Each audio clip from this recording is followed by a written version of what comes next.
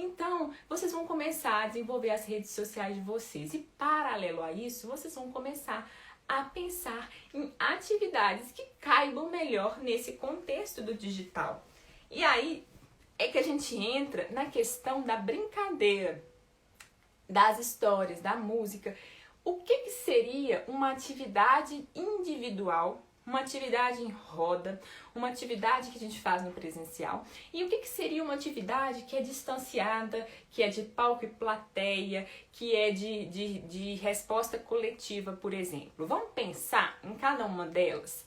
Vamos pensar, por exemplo, se eu estivesse fazendo uma festa presencial, eu faria pinturinhas nas crianças. Eu consigo pintar 15 crianças ao mesmo tempo? Não. Ela é uma atividade individual e bem próxima e eu e ela juntas ali, né? A gente está fazendo ali a atividade juntas. Não tem como eu fazer num palco, eu pintar a criança ali na plateia, não é possível. Então essa brincadeira, essa atividade ela é específica dessa relação aproximada. Outra coisa também, por exemplo, uma roda de brincadeiras. Eu posso estar ali com 15 crianças brincando de corre-cutia, mas a criança que vai estar correndo com a bola na mão, ela é única.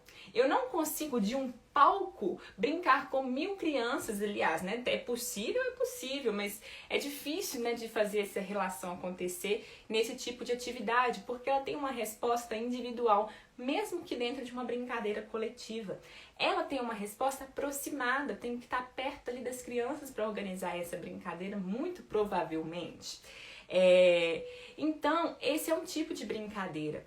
Agora, existem as brincadeiras que a gente consegue fazer lá de cima do palco, por exemplo, morto, vivo, ou então, quando eu disser sim, vocês vão dizer não, porque ela tem uma resposta coletiva. Vocês estão entendendo isso? Que se, por exemplo, 500 crianças falarem não e uma criança falar sim, tá tudo bem. Se 500 crianças falarem sim e 500 falarem não ao mesmo tempo, lá do palco eu nem vou ouvir, porque ela tem uma resposta coletiva, todo mundo está respondendo ao mesmo tempo e eu não preciso de ir no fulano, no beltrano, no ciclano para poder para entender a resposta deles.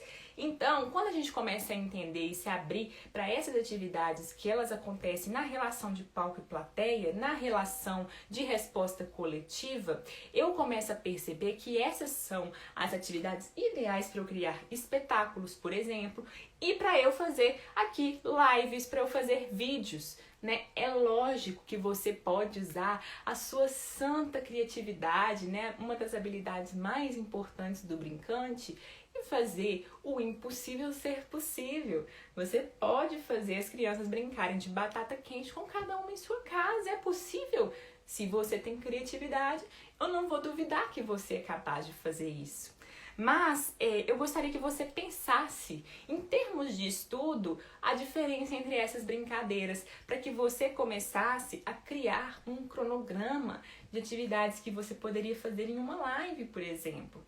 E sim, seria muito interessante se vocês tivessem, por exemplo, a escolha de um tema e fizessem um roteiro de uma live brincando que tenha as atividades que você gosta de realizar. Às vezes você gosta de brincadeira e de história, você pode misturar os dois. Às vezes você gosta só de história, faça só história. Mentira, porque quem faz história sempre faz brincadeira, que eu sei. Às vezes você gosta da música, então traga músicas. E vá pensando nessas atividades, crie esse roteiro, principalmente das possibilidades que caibam nessa estrutura de relação palco e plateia, de relação que não tem uma resposta necessariamente individual. E se vocês ousarem fazer uma dessas brincadeiras que não são a priori de palco e plateia, como eu dei o exemplo da batata quente, sejam criativos. Aí tudo vira possível.